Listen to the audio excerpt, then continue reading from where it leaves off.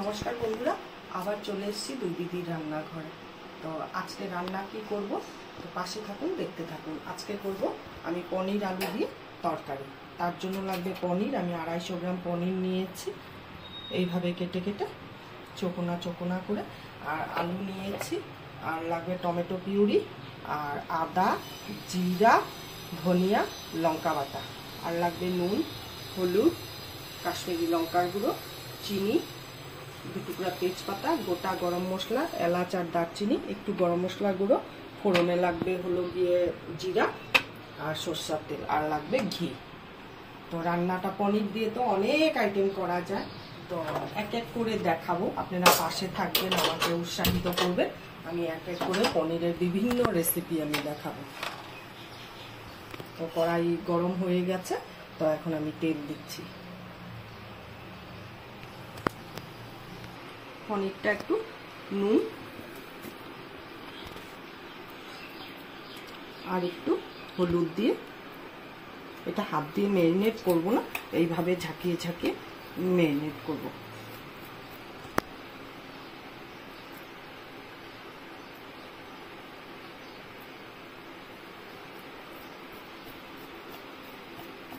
সমস্ত গায়ে নুন আর হলুদটা লেগে গেছে।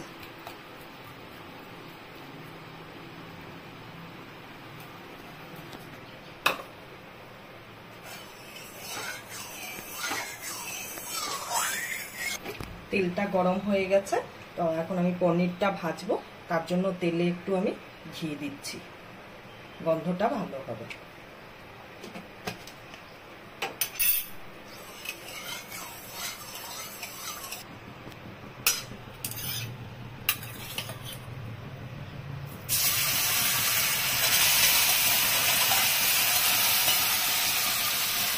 পনিরটা একটু ভালোই ফ্রাই করব, একটু লাল লাল ভাব হবে, তখন নামাবো।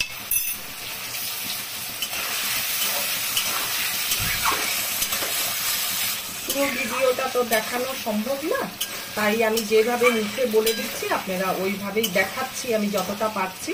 যদি আমার ভুল ত্রুটি হয় আপনারা আমাকে কমেন্ট করে বলবেন। তো আবার যখন পনিরটা ভাজা হয়ে যাবে পুরো, তখন আমি আপনাদেরকে দেখাবো কিভাবে পনিরটা ভাজবেন। পনিরটা ভাজা হয়ে গেছে, এবার আমি তুলে নিব। আর একটা কথা আমার বলা হয়নি, আমি সবসময় পনির সেদ্ধ করে তারপরেই রান্না করি। আপনারা চাইলে করতেও পারেন, নাও করতে পারেন, এমনিতেও করতে পারেন ডিরেক্ট। আমাদের এই পনিরটা খুব ভালো, যে দোকান থেকে পনিরটা নিয়ে আসে, দারুণ টেস্ট।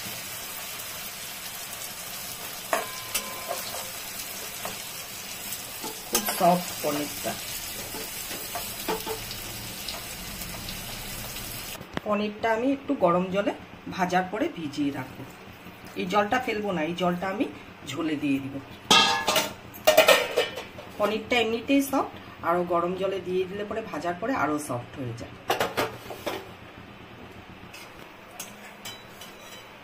ওই একই তেলে আমি তেজপাতা আর গরম মশলা, 2 টুকরা দারচিনি, 2টা গোটা এলাচ দিয়ে,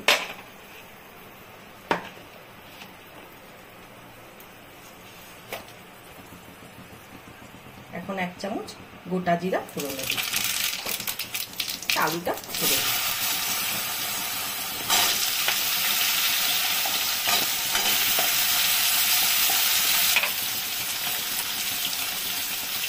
দিয়ে এখন আদা বাটা, জিরা বাটা, ধনে বাটা, লঙ্কা বাটা দিয়ে দিচ্ছি। পুরোটা আমার লাগবে না, তাই আমি দিলাম না। এই মশলাগুলো দিয়ে এখন খুব নাড়াচাড়া করবো, তারপরে নুন দেব।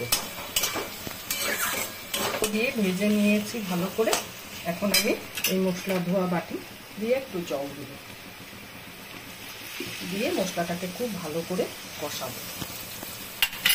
যখন মশলা থেকে একদম তেল ছেড়ে দিবে, ড্রাই হয়ে যাবে মশলাটা, তখন আমি জল দিব। এখন ঢাকা দিয়ে দিয়েছি, জল দিয়েছি যেহেতু সেদ্ধও হয়ে যাবে আলুগুলো, আর মশলাটাও ভাজা হবে। একটু পরে ঢাকনা উঠাবো। গ্যাসের ফ্লেমটা একদম কম করে দিয়েছি।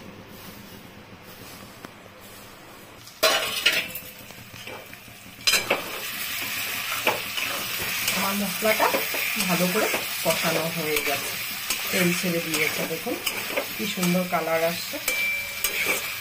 আমি কিন্তু সেই পরিমাণে মশলা দিই, খুব অল্প তেল মশলা আমি রান্না করার চেষ্টা করি।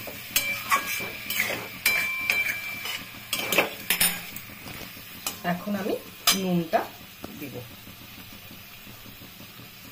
আর আলু ভাজার সময় 1 চিমটি দিয়েছিলাম, আর পনির ভাজার সময় দিয়েছিলাম। এখন 1 চামচ দিচ্ছি, আরেক চামচ দিচ্ছি, আর 1 ছিটা দিচ্ছি। নুনটা যার যার বাড়ি স্বাদ অনুসারেই দিবেন।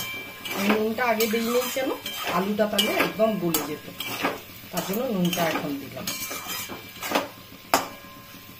আর মশলাটা একদম গ্যাস সিম করেই ভাজবেন। এখন আমি গ্যাস বাড়িয়ে দিয়েছি, আর এখন আমি চিনিটা অ্যাড করছি। গরম জল করে রেখেছিলাম, তো এই গরম জলটা দিয়ে দিচ্ছি।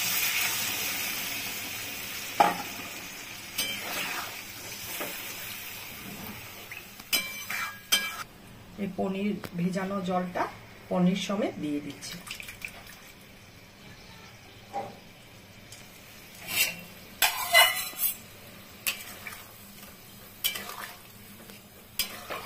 এখানে আরেকটা টিপস আমি বলছি, সেটা হলো আমি তো কোনো কাজু বাটা বা কিছু দেই নেই, তো ঝোলটা একটু ঘনত্ব করার জন্য আমি এখন 2-4 টুকরা আলু তুলে নিব, তুলে ভালো করে ম্যাশ করে এই ঝোলের মধ্যে দিয়ে দিব, ব্যাস ঝোলটা একদম ঘনত্ব ভালো হবে। একটু গরম মশলা গুঁড়ো দিচ্ছি, আর আলুর সাথে 2 টুকরো পনিরও আমি এখানে ম্যাশ করে দিয়ে দিব ঝোলে, তো দেখতে পাবেন আমি কি করে দিই। আপনাদের ইচ্ছা, অপশনাল, আলু আর পনিরটা ম্যাশ করে দেওয়াটা আমি দিচ্ছি, তাই আপনারা দিলেও আচ্ছা, না দিলেও আচ্ছা।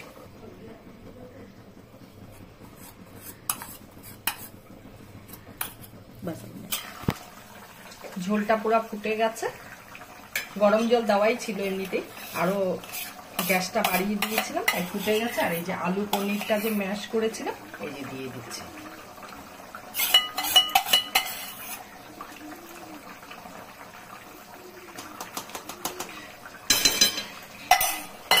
এখন দেখবেন ঝোলের ঘনত্বটা